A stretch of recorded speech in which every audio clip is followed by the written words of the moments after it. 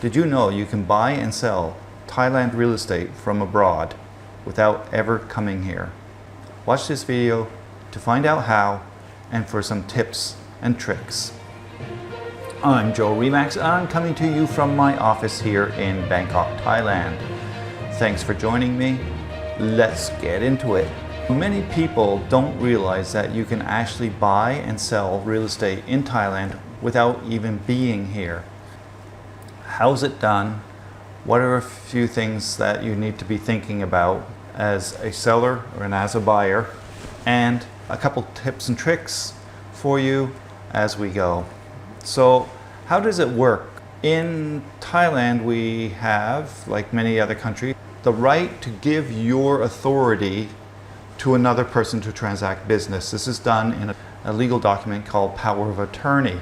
This power of attorney that we use here is very specific. It protects your interests either as a buyer and seller because it limits the power of attorney only to the transaction of the property and nothing else. I do recommend that if you're using power of attorney that you do find someone that you trust will represent your interests. It only makes sense.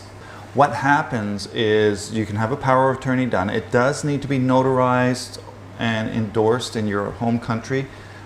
During COVID, they're taking any notarization.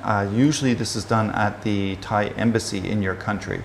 If you happen to be here on a trip, you can do it here. It doesn't require the endorsement. It has to be done here. These powers of attorney don't last forever. They have time limited and they're scope limited. They're quite safe. You fill in this document, you send it to your trusted representative, your power of attorney representative. It doesn't have to be a lawyer. It can be a family member, it can be a trusted friend, it can be a real estate agent, and it can be a lawyer. So anyone can hold power of attorney. It doesn't need to be a lawyer. That's a misconception. So what happens, let's say you want to sell your property that you have in Thailand. We would send the documents to you, you send them back, and then we go to represent you at the land department along with this document and transact the deal. We go in, we get a queue number, we line up with the buyer, the money is exchanged, the money usually is in cashier's check made out to your name to protect your interest. As a buyer, you just sign over power of attorney to a trusted person and they'll go represent you at the land department, sign the necessary documents, gets the deed in your name, and you're all done. The actual transaction itself is quite simple. One of the most predominant use of power of attorney is for selling. Many people feel that with COVID and so forth that they can't sell their property, and that's simply not true. You can liquidate it if you need. If you say, can you sell your property from abroad? Certainly you can. When you're buying, we traditionally want to see the place, and with COVID and with the distances involved, travel restrictions, that gets harder and harder. There may be reasons that you want to buy. It could be for yourself, it could be an investment, it could be a vacation property, and you've been dreaming of doing this. The price is right now in the mid-COVID and you can't get out of your country. So yes, you can buy from abroad. When it comes to resale properties, things that are on the market, I think where we all start, the obvious place is in websites, and there are a few very popular websites in Thailand. There is no MLS, so you want to go to the big portals. The popular portals in Thailand are thailandproperty.com, HitFlat, DD Property. Probably those are the three biggest, and when you go beyond that, you're just going to find the same thing listed over and over. Most listings are put on all three platforms. There might be slight differences between the platforms. That's where I would start. I don't think it's enough personally to buy. I don't know whether I would accept internet. Sometimes actually the quality of the photos can be quite poor. It's really hard to make a purchase decision from that. So what I think you want to do is look for properties. If you find one and it's not super clear, you're not confident yet, do talk to the agent, because we do things like virtual tours and walkarounds with the agent where you're on like a Zoom call or Skype call and the agent can walk you through virtually There are other things too. Do look for anything with videos. Of course, it helps you get a better sense, and 3D tours.